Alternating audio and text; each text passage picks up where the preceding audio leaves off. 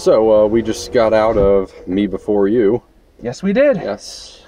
The love story movie about the guy in the wheelchair or whatever, and Amelia Clark and Yeah. what I forgot. Playing a woman named Clark. Yeah. Her last name, anyway. Lou Clark or whatever. Lou. Yeah. She's a loony. I'm just gonna. And stars Neville Longbottom as her terrible boyfriend Patrick. Yeah. Seriously, like, if I had to like, but so what'd you think? I didn't like it. You didn't? I thought Yeah. it was okay. I didn't, but I'm not saying that I loved it. But it was definitely better than The Choice. I would see this any day over The Choice. Yeah, probably. Because The Choice was just, I felt like this in this, at least the characters kind of felt like real people. To me, The Choice, all the characters in The Choice kind of felt like just like characters to me, or actors playing silly characters to me. I felt like these felt like more like real people, and I gave more of a crap about them Yeah. too. They do kind of feel more like real people, and actually Clark and Sam Claflin, they do have really sharp chemistry in this.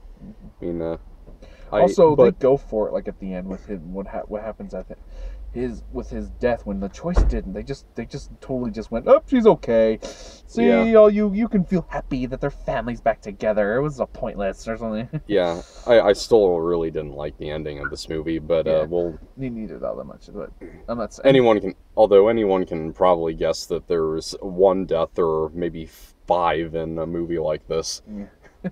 But Also, one I do want to mention though, that I do also didn't like the beginning. I felt the whole point of showing Will, I think his name was Will. Yeah. Will's accident was stupid. I don't care about, like, I could like the whole. I guess they were trying to show that he had a girlfriend before, but I could have figured that out later. They kind of tell you everything. You don't need to know how he got in the car accident. We don't need to see it. Yeah. There's no point. I didn't think there was a whole lot of point to either one of them really having a boyfriend and girlfriend before they hook up. I mean, her boyfriend is kind of there just to kind of show how much she cares about him, because this is actually something that they excluded from the trailer. Sam Claflin, Will actually wants to have an assisted suicide, and so Louisa Clark, she feels that she's the only person who's keeping him alive, who's still giving him some will to live. No pun intended. Yeah, I mean, I understand, but did they really, like? I understand that they didn't want to end it like all. They didn't want to end it all happy, because then it would just be like a sappy romance. But do we really need the whole assisted suicide thing? That was just kind of stupid, because that's just gonna give it more people to whine, like, assisted suicide shouldn't be allowed. It's like, I don't think that was kind of necessary. Maybe they should have made it that maybe he was dying or something or whatever. Yeah, I think so too, because this is something that I do feel really strongly about. Because like I said, it's gonna get like someone like. It's just gonna get people who see it are gonna get someone like. I'm not saying like I'm a forced assisted suicide at all, but it's just like, I'm not saying I'm for, but it's just gonna get like people who are really against it riled up and talking about your movie, and then it's gonna ruin a lot of things. It's just like, eh.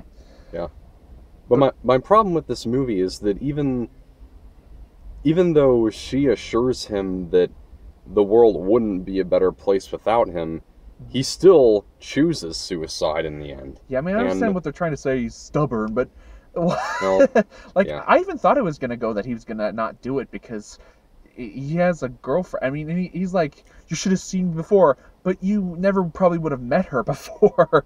He would have just married that one lady instead. He wouldn't. I don't think he would have. Like, he wouldn't have met. He never would have met Clark if that didn't happen. Like, I think they should have. Even though it would have been sappy, I still think they should have gone with that. He decided not to do with it or something like that. Do it, not the whole. I don't know. I think so. It would have. I mean, it would have been stronger, because even though he doesn't feel like he's contributing much because he's handicapped, it really is Okay, well, here's kind of why I feel strongly about it. It's because there was a time when I myself did have some thoughts of taking my own life, and but when I look back on it now to think of how much wouldn't have happened had I done so, I now see suicide as being, like, honestly, a really selfish act. Yeah, I do think in a way that I think that would have made him also kind of better too. It would have. The one thing also that I did like better about this, I want to talk about. I'm just going to talk about some positives right now, but you can continue with it. I'm just saying that Okay. is that his whole condition thing. At least it felt important to the story. When, like, in The Choice, the whole thing was supposed to be about her getting into an accident and then making a choice. I felt it just, they kind of did it near, like, the end of the movie. It felt kind of pointless in the choice. Like, maybe they shouldn't have done it at all. When in this, it actually, not the suicide thing, but this whole thing about him being in the wheelchair was because it was the whole movie. It started out that way, and it just was like, at least it felt cohesive or whatever. And, like, the choice was just felt kind of weird when she got into an accident near the end. It's like, huh? Yeah. The movie does make the point that you really can't change who somebody is, and yeah, that kind of is true, but they can change who they are themselves. Yeah. And so I really don't feel like like the guy in this movie went through much change. Yeah, it felt. I do kind of agree with that, I guess. The one. Yeah. So yeah, that's why I really can't recommend this movie. I mean, there are a few redeeming qualities. Like I said, the chemistry with them is great. They have a few cute moments, like when she's in his lap, he's in the wheelchair, of course, and they're at the wedding. It was funny too. There was a lot of good jokes. Yeah. But and I will also say that Emilia Clarke is delightful in this, and she. I don't know. I don't think a lot of actresses can really pull this off. She's great as both a romantic lead and an action heroine, because she was Sarah Connor in Terminator Genesis. The only other actress I can think. Genesis. Yeah. But the only other actress who you should see her in Game of Thrones, though. She's really good in Game of Thrones. But I don't think you'd be into Game of Thrones. I'm just saying, just like look for clips with her acting or something like that. She's really good in that, and I think the reason why she's so good in this, because in real life she, like in Game of Thrones, she has to play such like a stern. Well, she starts out kind of weak, but she's kind of a stern character. But in real life, she's actually a really nice and fun person. So this kind of suits her. She's kind of in a way playing herself in a way. Yeah. So that's why. But keep going. Sorry. Yeah. I was just going to add that the only other actress I can think of off the top of my head who can do both roles like that is like Shailene Woodley. Yeah. But like I said, that's because she can. I mean, playing a nicer character, especially if you're nice in real life, is a lot easier in a way. But my another problem I didn't like, and this was probably a bigger problem for me at least, was Patrick Neil Love. What's his crap? Neville Longbottom's character. Yeah. I just felt like that guy's with such a boyfriend, other boyfriend caricature. Yeah. Like he was just like he didn't care about her. He was only about himself, about him getting better, him exercising and getting on his bike thing, and not about her. Like he couldn't be a real person. Like she just fell for another guy, and he was just kind of a nice guy. But instead they I really dislike that trope. Because they feel like they got to make the boyfriend like not likable, like a reason why the girl leaves the other guy. But it's just like it makes it more interesting if he's like a real person, because then you feel kind of bad for him too or whatever. At least they didn't make him an alcoholic. Yeah. But in this you can't really feel. I mean, in this you can't really even like. But at least he was more interesting. At least more interesting than Tom Welling, which they tried to make him kind of the normal guy, but he was just kind of bland. Yeah. Tom Welling in The Choice. So I'm comparing this to Choice a lot. I mean, mainly because it also has like a whole thing with an accident and all that. Only difference is this, like, this is more on key with that one than like The Choice was. And it doesn't show like any slow-mo of a phone breaking. Yeah, when the car, I think they handled the car accident all right, even though I felt that scene was unnecessary. They handled it a little better instead of just like him falling, getting hit by the car, showing his phone go for some reason. And, that would have been funny though. Then I could have gone ha. Though I made a joke about that. How about his phone or something? But it's just like, but I don't know. I don't know about recommending this. I actually kind of would recommend this to like, because there are people tearing up in the movie. If you're someone like them who wants to see a sappy romance, you'll probably enjoy this though. But it's still, but still at the same time, it didn't really. Did they need to make it about an assisted suicide? They couldn't make it about like that he was dying. There was a scene they show that he gets ammonia really easily or something like that. Like they couldn't do that. They had to just do, oh, yep, he wants to kill himself. It's just like, that's just not that. That's just, it's like, because I guess they wanted him to die, but like, what? Yeah. But it's like at the same time, like if I was in that situation, I'd probably choose to live because now again, a girl actually likes me or something. I think I'd be more like that. But that's just me. I don't know. Yeah. I guess we should finish this up. Yeah. What do you think of the soundtrack? Because I kind of thought that the pop soundtrack of this really didn't fit the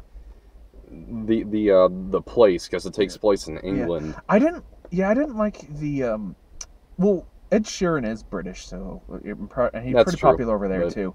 But I don't personally, though. I actually wish they cut all music out of this in general. Like, there's no reason for a score in movies like this. It just makes it seem more ham-fit. Like, basically, you should have just had like the musician guy sing, "You're supposed to be sad now. Feel sad. Feel happy." I will say this is one of the rare instances where the song in the trailer is actually in the movie. Yeah, though I didn't like that song anyway, so I'm just like, I don't really want it in the movie. It's one of those like romantic, like, loving can hurt. How can it hurt? Do you know why? Have you been? Because I don't think the guy who sang that song has been in love once. He's probably dated a couple girls, but that's probably it. He probably doesn't. Yeah. It's just I don't particularly like most songs like that sing about love when you can obviously tell he probably doesn't know what that is. Yeah. But other than that, the music, like I said, it's a romance for mostly like so women who are really into, not saying like all women are like this certain way. I'm just saying the women who love movies like this, sappy, sad romances that make them for them to cry. That was made for them. And guys who like that. Yeah, and there's guys too. But I'm just saying that it's mostly mostly people know women, and I'm not saying all women are like that, but there are women who are, and men too, I guess. I don't know any men who are like that. So, but it was. But yeah, so one thing that does kind of show that is it just me, or was Will really too good looking for his condition? Yeah, I'm pretty sure he would have looked a little different, I guess. Yeah, although I guess maybe it depends on what condition his condition is in. Yeah, I get that. But yeah, it's just because it's one of those movies he has to look hot. Yeah, I know. That does really bother me too when both leads are just really attractive. They really don't need to be. Yeah. Well, I mean, I remember seeing like in an IMDb discussion board on Paper Towns. It was one that complained that Nat Wolff wasn't attractive enough. Mm-hmm. So what? I mean, he's just kind of a a normal high school student. Yeah. He can. Yeah. Same thing with what's her name too. She's not like the woman the girl. I can't. Who played Margot? Yeah, she's not the most beautiful woman ever. I mean, she's a model. Yeah. I mean, but she's not like the most amazing looking girl ever. But she still looked good enough for the movie. Yeah. It's just like, well, because I mean, it's not as bad as something like the Beauty and the Beast TV show on the CW, where the Beast is supposed to be this ugly beast, but he's just some handsome guy with a scar on his face because he can't look hideous. It wouldn't go well to women or something. It's just, I'm not saying that's how executives think, but let's get to the grading. What do you give? That's because you want. Well, first I want to say, I'm sure that the vast majority of the time the casting in a romance movie is based on the appearance of the actors. Yeah. Most of the time that goes over my head, but in instances like this, where he's handicapped, that's where it really shows that they're Yeah. they're just trying to pick out the most beautiful people they can find. Mm-hmm. It's also the same in like the remake of Endless Love, of course, where Yeah. the girl is both those characters that you've seen a million times in movies. The one that's the kind of shy, nerdy girl, and she's also the rich supermodel. Yeah. The movie is because nobody really wants to be around her, but considering how materialistic high school is, I seriously doubt that anyone would just ignore this strikingly hot.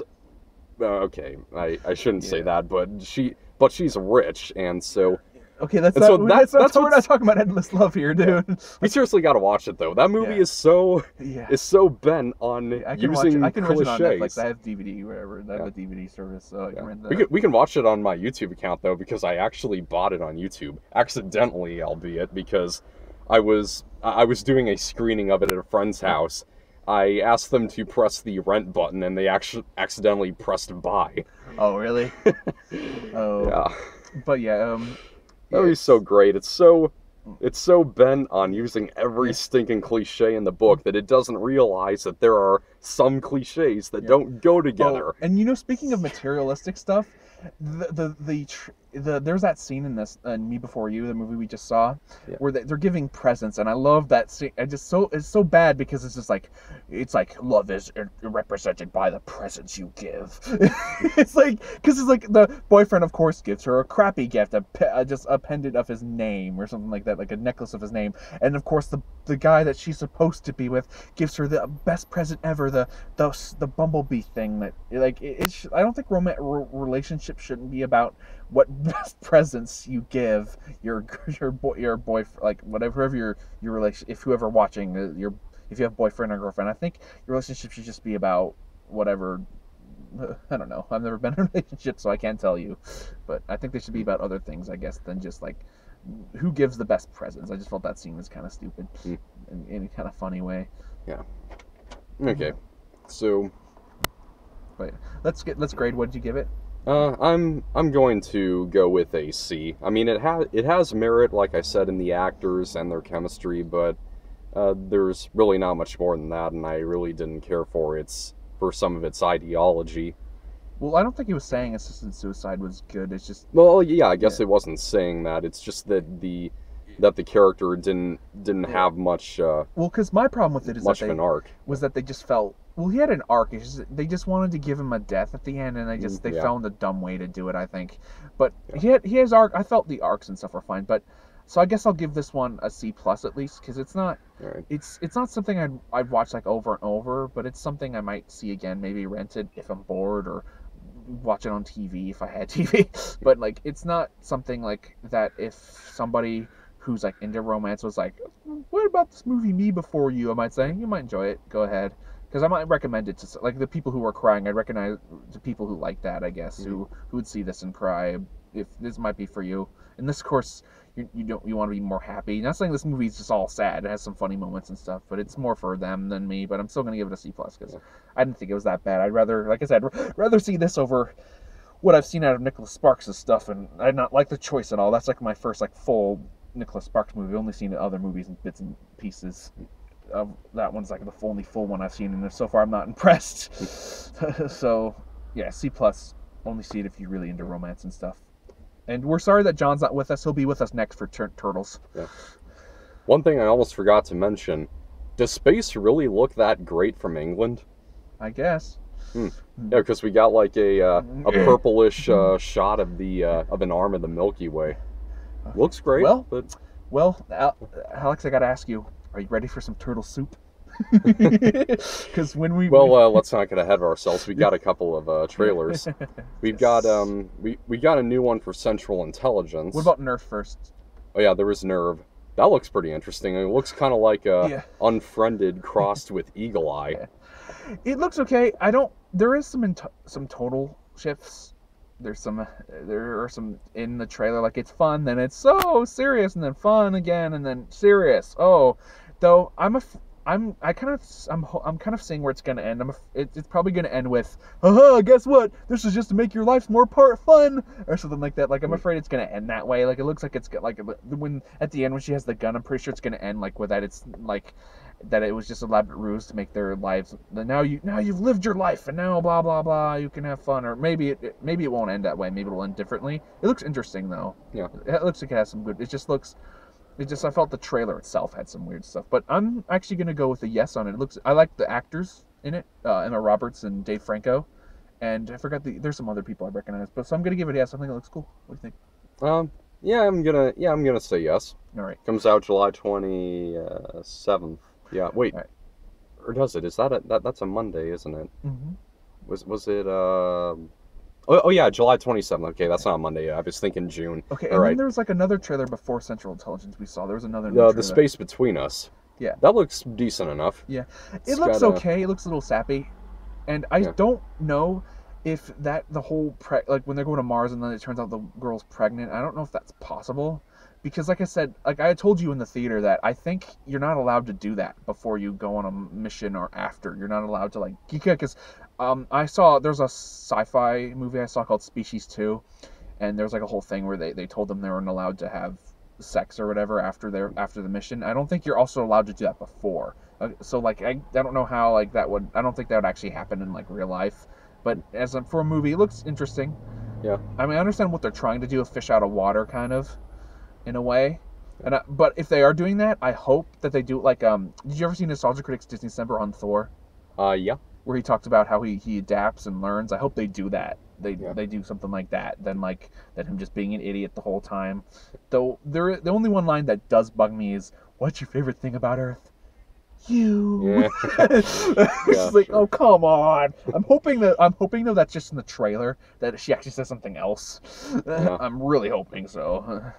But it does look like it's kind of a road trip movie. I really like road trip movies. So maybe. And it's got Britt Robertson. She's definitely a rising star. I mean, after like a Longest Ride in Tomorrowland. She's like been. I've seen her on TV first, so I already knew that she was starting. I was already hoping she would be getting somewhere, because she's been on like TV. Like she was in a show that like there was a show she was on that it was canceled, but it was The Secret Circle. She was pretty good in it. Yeah. Though it was an okay show, but I didn't even finish it. But I just saw some of it, and I was like, I could see this girl doing more things. Yeah. And it's got Gary Oldman in it too. Yeah. Oh, I forgot about that being chased by the evil Gary Oldman. And of course, he's not actually evil, but it's just like I like Gary Oldman, so it's a maybe still. But what do you get? Yeah, probably a maybe. Okay. That's in August, and then Central Intelligence. That song that Dwayne, because it always starts off with that song. Because this is actually, I've already seen this trailer online, but like it always starts off with like they always have that song. It always gets stuck in my head from the Rock singing when he's all fat. That always gets stuck in my head after I see the trailer. It looks cute. What do you think? Kind of split on it because I love Dwayne Johnson, but I really don't like Kevin Hart. I like Kevin Hart. I've seen some of his comedy. He's actually his stand-up. It's really good, actually. Yeah. So, but I'm going to give it a shot because I have seen some good Kevin Hart stuff. Like, I liked him in 50-50. No, not 50-50. Sorry, Top 5. Why did I get those mixed up? He was good in Top 5. I forgot what else. There was another movie I saw him in that I thought he was actually really funny in. But you didn't like which films you saw from him you didn't like? I saw Ride Along 1 and 2. And The Wedding Ringer. Ugh. Yeah, well, yeah, you just saw his bad films. Some of it, like, he was really good in Top 5. He had a small scene in that, but he was really good. And even in the one with Sylvester Stallone and Robert De Niro, where they were boxers. Grudge Match. Yeah, he was okay. He wasn't too bad in that. He had some funny moments. Yeah. But he's hit or miss for me. But I'll give it a shot because I love Johnson for the most part. But yeah, I'm giving it a yes, actually, because I think it looks kind of funny. I suppose I'll go with a maybe, but just in case it really does suck, we should watch that before Finding Dory. Yeah. Because it comes out the same day. Yep. All right. So now that we've got our romantic fix, let the turtle testosterone flow. You ready for the turtle soup? Turtle soup. Yes. All right, and that's 2.5 hours from now. Yeah, and John will be coming back. John will be back for that. You won't just be seeing us again. All right, cowabunga, dude.